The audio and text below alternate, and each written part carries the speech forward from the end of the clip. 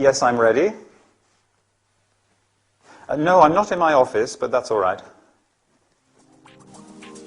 Hello, thanks for tuning in to me. Agony Aunt Emma, celebrity agony aunt of City Live FM. I'm very glad you tuned in because we have a special guest today. Live from his London office, Al, the training manager of a legal firm. Hi, Al. Hi, Emma. And thank you for inviting me to talk to you. Thanks to you. It's such an honor having the opportunity to talk to you. I know that you have a lot of responsibilities and that you play a key role in the management of your firm. Well, yes, I do. I've always wondered what people like you look like, what kind of life they lead. It must be exciting. If you consider a 10-hour working day exciting. Being a training manager is a very demanding job. Sure. What kind of programs do you run? Quality control, work measurement, human resources, development of supervisors. Wow. Can you tell us some more about your specific duties? I have to evaluate and recommend strategies to meet objectives. I also coordinate the development of training materials and evaluate the effectiveness of our training programs. Evaluation criteria? Yes. They have to be specific, measurable, obtainable, and timely. What about measuring your outcomes? Right. I also have to set the company's goals and measure training outcomes in order to achieve long-term success. Well, Al, thank you very much. It's been nice talking to you. Bye-bye. Thank you. Bye.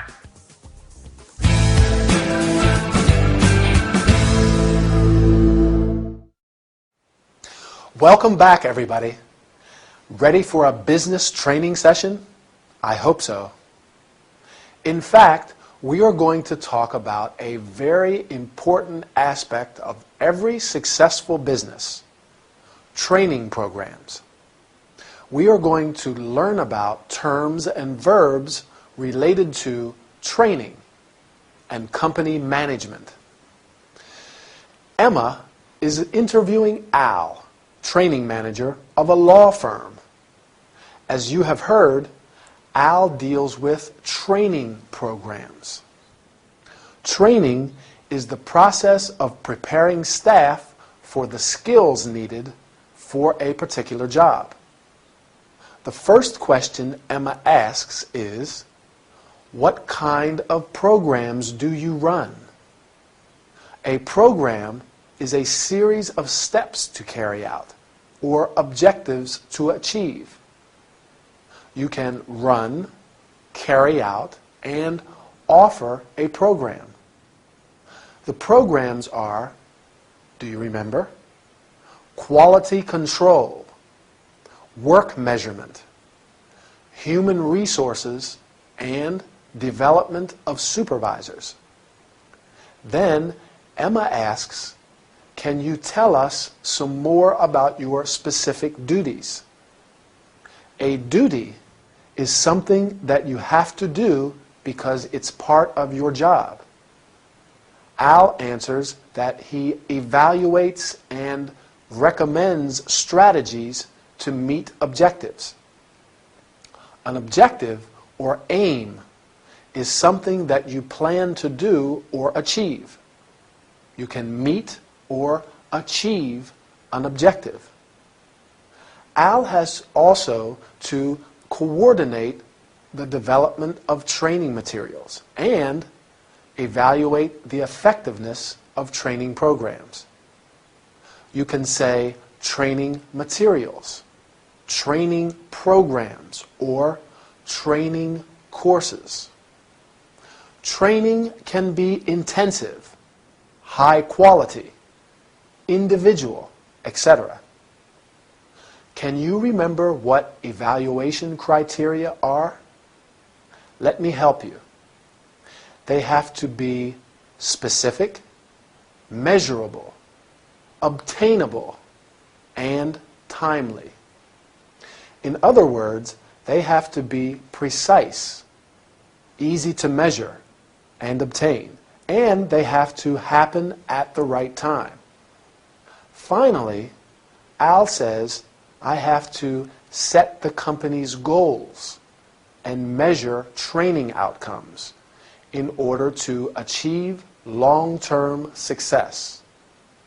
A goal is an aim or purpose. An outcome is a result or effect of an action. You can set, have, and establish a goal and achieve, have, and enjoy success. For example, you have set the goal of learning English, and I am sure you will achieve huge success. That's all we have time for today. Keep practicing your English, and I'll see you next time for another workout. Bye.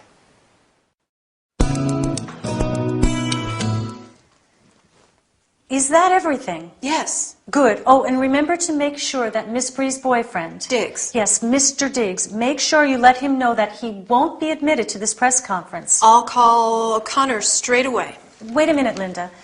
Let's go through it all one last time.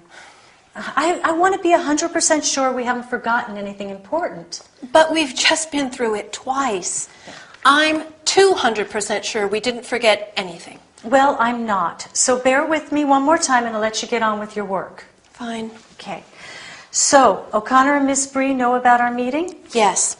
Okay, what time are they arriving? At 9:30. We're holding the press conference as soon as we finish the meeting. Do they know about that? Yes, they do. We have to be ready to start the conference by 11:30 at the latest. Yes, I know. Is Miss Bree's mother coming this time? Would you like me to call O'Connor and ask him? No, that won't be necessary. What about our client? Will his son be present? I don't know. I didn't send him an invitation. Please, Linda, I have to know who will be there. I'll find out. Is everything arranged for the buffet after the conference? Yes. I booked the catering company 2 weeks ago. I called them yesterday and confirmed everything. Okay, what time are they arriving? At around 10. What else? That's it. Are we forgetting anything? No, we've double-checked, even triple-checked everything. Ah, I almost forgot. A few journalists are interviewing Bree and Peterson after the conference. Now, we should arrange for them to have 2 rooms where they can hold the interviews. I did that yesterday. I'll let you get that. Hello, Miranda Cunningham speaking.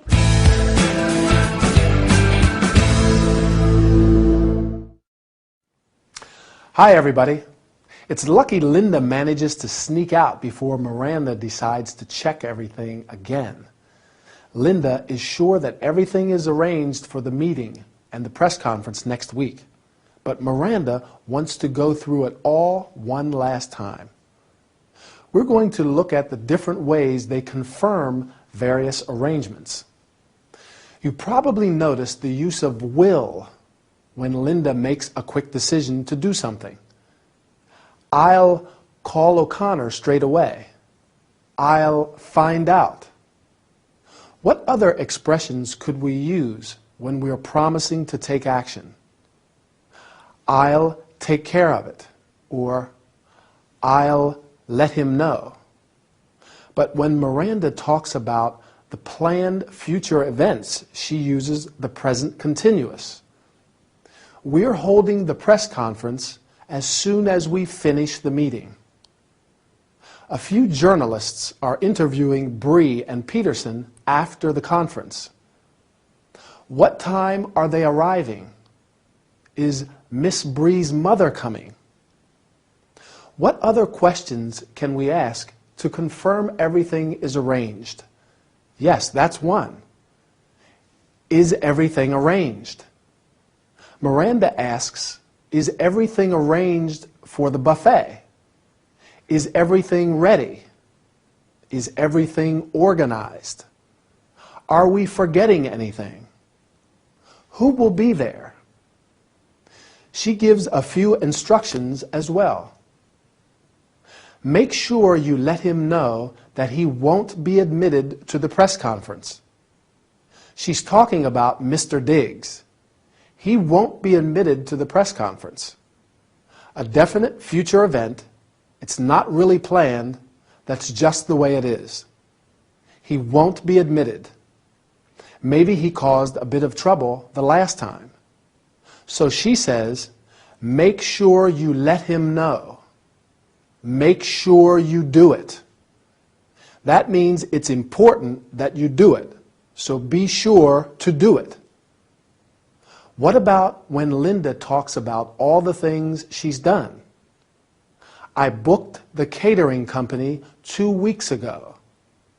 I called them yesterday and confirmed everything. I did that yesterday. Very efficient. Are you as efficient as Linda? Great. So did you get all that? Or shall we go through it one more time? No. I'm sure you got it. Bye for now. So, Rose, how are you?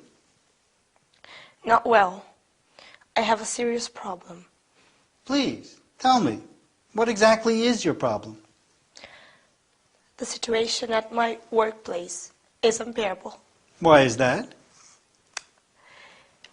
I don't know why, but everybody hates me. Come on, Rose, you are exaggerating. No, I'm not.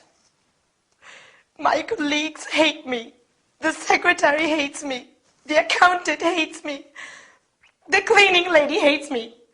And do you know who hates me the most? No. Mr. Gradgrind. Oh, Mr. Gradgrind, your boss. You should see what dirty looks he gives me. Sometimes I think he would like to kill me. I understand, Rose. The problem is probably not as serious as you think. You could try being more flexible. That can be useful, but not with them. You could listen to them more carefully. Maybe there is just a misunderstanding. The problem is that they don't even talk to me. You could do something nice. I don't know. Buy flowers for the secretary and the cleaning lady. A bottle of wine for your colleagues. That might be a good idea, but I'm not keen on doing such things. You could invite them to your place for dinner sometime. No way. I'd rather find another job. I'm afraid that this attitude won't help you to solve your problem. Why do you think so?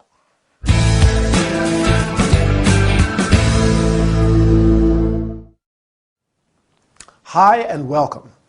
Do any of you have problems with colleagues? Well, I think that's quite a common problem, right? During this workout, we are going to talk about it.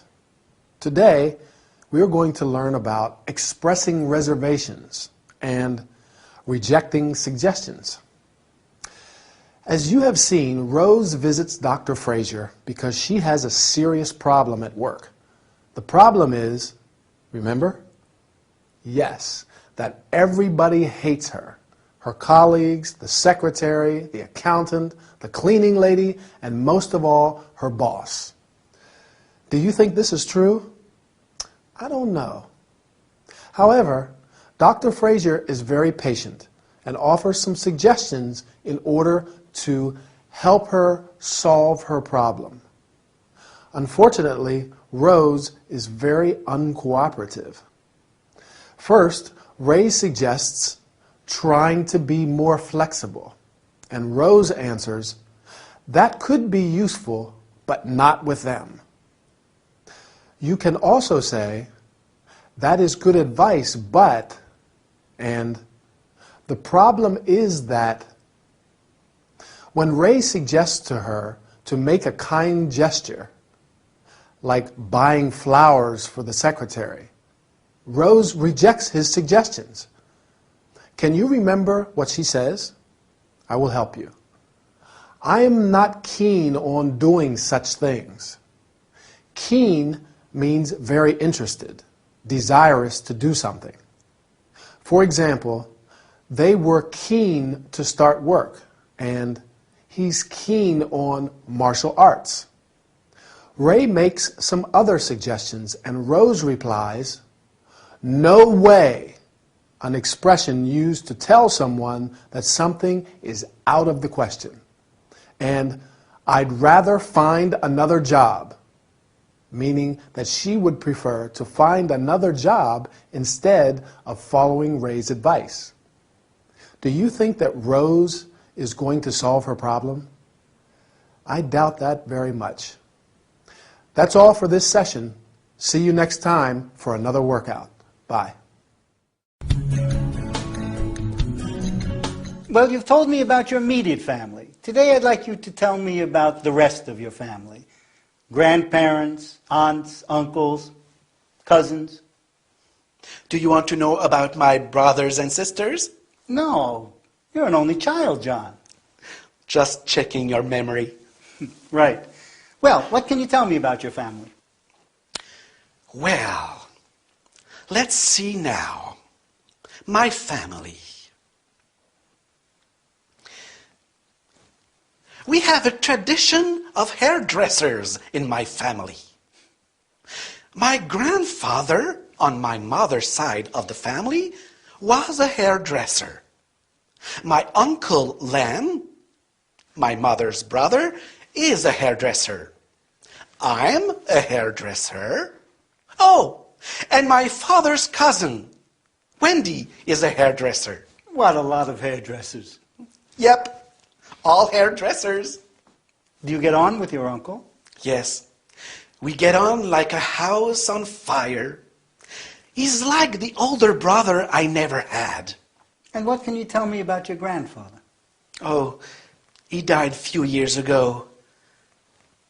He was very affectionate and loyal to his family.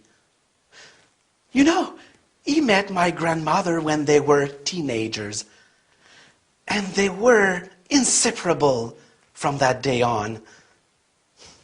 She was his lifelong companion. Nice that. Yes. It's hard to find a well-matched couple nowadays. And what about your stepfather? My stepfather? Your mother's husband. Oh, I don't think of him as a stepfather. I just call him Donald or Don. What can you tell me about Donald? He's a hairdresser too. Oh. Like I said, all hairdressers. Now, if you ever need a haircut, you know who to call.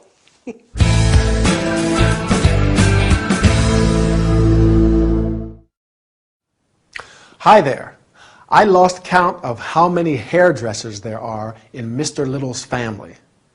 His grandfather, his uncle, his father's cousin, and his stepfather, and of course him. Well, I think this is the perfect opportunity to talk about family. This time we're going to look at all the family members outside the immediate nucleus. So let's say that the immediate family members are the parents, mother and father, and brother and sister. Now the extended family. Let's go in chronological order. We'll start with the older family members first. The grandparents, your mother and father's parents. Your grandfather and grandmother. Going down one generation to your parents' brothers and sisters, your mother or father's brother is your uncle, and your mother or father's sister is your aunt. Do you have any aunts or uncles? I have 2 aunts on my mother's side, my mother's sisters, and an aunt and an uncle on my father's side, and I have a lot of cousins. My cousins are my aunts and uncles' children. I have 5 cousins. I also have 3 nephews and 1 niece. They are my brothers and sisters' children. Mr. Little doesn't have any brothers or sisters, so he doesn't have any nephews or nieces. Do you? I like being an uncle. My little niece Sophie loves me and I play football in the park with my nephews. Now, what about the members of the family you acquire through marriage? When you get married, your husband's or wife's family becomes your family-in-law, and the members of your family become his or her in-laws. Mother-in-law, father-in-law, brother-in-law. For example, my brother is married. His wife is my sister-in-law. I'm her brother-in-law. If your parents get married again, the person they marry is your stepfather or stepmother, and their children are your stepbrothers and or stepsisters. Mr. Little's mother has a new husband. He's Mr. Little's stepfather, although he says he doesn't really think of him as his stepfather. What does he say about his uncle? He says they get on like a house on fire. That means they have a good relationship. They get on very well. What about his grandfather? He was affectionate and loyal. He and his wife, Mr. Little's grandmother, were inseparable, lifelong companions. Ray's right. It's not easy to find such well-matched couples. Two people who are perfect together. Well, that's it for now. See you again soon.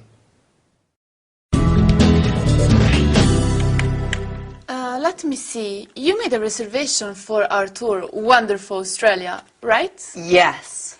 Is there anything I can help you with? I would like to verify all the details, if possible. Sure. That's what I'm here for. Shall we start with the departure date? I would like to leave August 8th instead of August 15th. Sure. Let's have a look. Yes, we have a place available on August 9th. That's fine by me. Is that all? No. I would like to visit Kangaroo Island, but it isn't included in the tour. That's true. One possibility could be an optional excursion. There's a flight from Adelaide that takes you to Kangaroo Island. That sounds fine. It might be a good idea to rent a 4x4 vehicle with a specialist guide. You can walk amongst Australian sea lions and visit a park where kangaroos come out late in the day to eat. Wow! Sea lions? Kangaroos? Terrific! Well, now let's speak about the price. Yes. The price of this excursion is £350 per person. 350 pounds per person? That's pricey. Yes, but I think it's worth the price. Would you like to see some photos? No, thank you.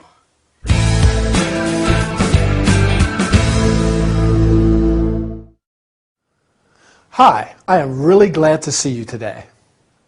It will be a very pleasant workout as we are going to talk about traveling to faraway places. Today we are going to learn how to start a conversation, make and accept suggestions, reach an agreement, change topic. Emily has made a reservation for a tour of Australia, but wants to discuss some aspects before departure. She says, I would like to verify all the details. You could also say, I'm here to verify all the details, or I wish to verify all the details. Then she says, shall we start with the departure date? You can also say, let's start with the departure date, or I'd like to discuss the departure date. The travel agent tries to reach an agreement. In order to do that, she says, one possibility could be, you can also say, may I suggest, or you could consider the following options.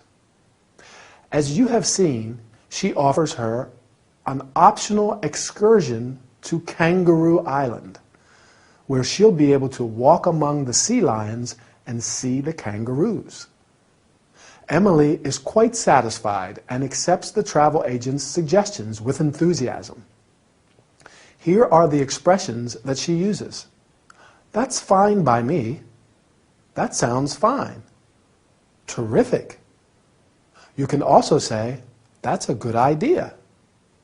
Finally, the travel agent changes topic and says, well, now let's speak about, can you remember what? The price, right. You can also say, let's turn to, and let's talk about. I am sorry, but I have to tell you that the session is over. Bye, and see you soon for our next workout. You know, I went to San Francisco last week. What an amazing city. Really? On vacation? No, for work. A big job, actually. I had to do a photo shoot for a magazine in the bar of a 5-star hotel. Wow! And they flew you all the way to San Francisco to do it. Yes, it was some hotel. The bar was on the top floor with a roof terrace, a great view of the city. How many floors were there? 10. I hope there was an elevator. Yes, not a normal hotel lift.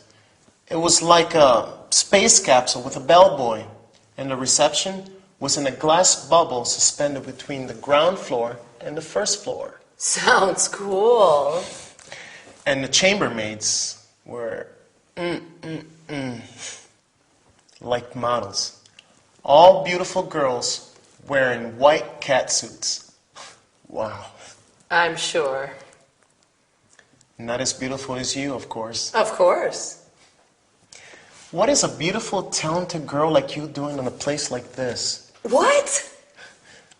Would you like to come to Rome with me next week? To Rome? Yes. I'm going to the opening of a Caravaggio exhibition. Why don't you come with me? I could reserve a room for you in the same hotel as me. It's more like a bed and breakfast, guest house really. But there is room service, a buffet breakfast, and we can eat out in the evening. I know some great restaurants. Hold it. Why should I go to Rome with you? Why not? Because I don't know you, for one. You can get to know me, and I'd like a general outsider's perspective on the exhibition. Outsider? Outside the world of art. Actually, I studied history of art at university. Thanks for the invite, but I'm busy next week. All week.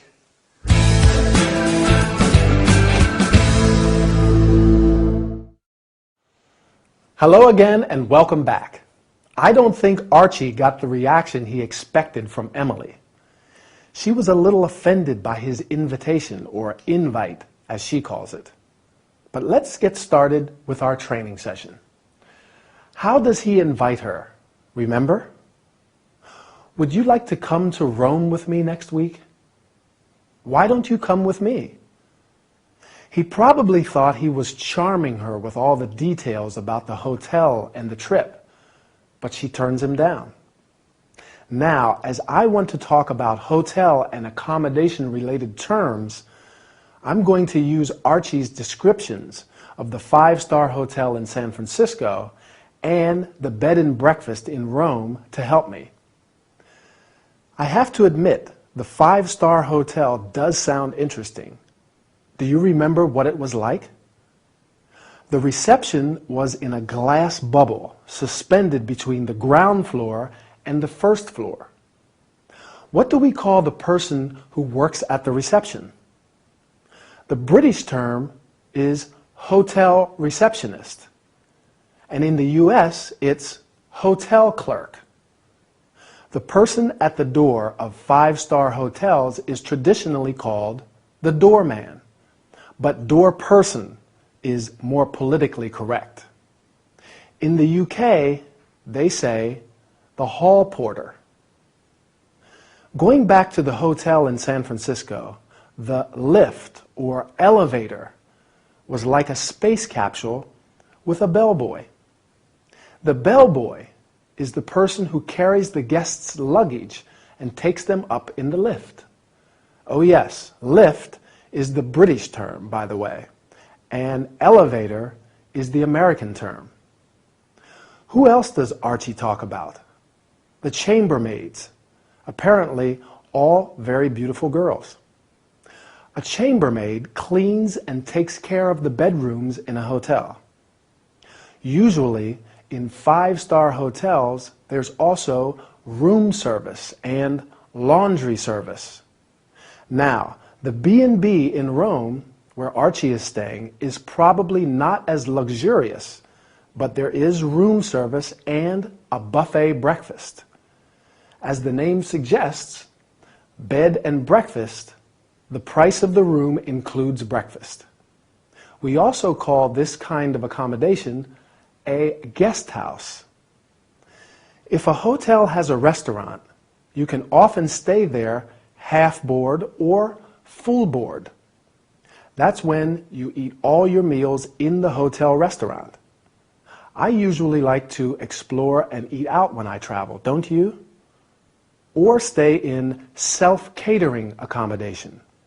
Self-catering means it has a kitchen area where you can cook your own meals and save a bit of money. Eating out all the time is expensive. Well, that's all we have time for, so I'll say goodbye. See you again soon.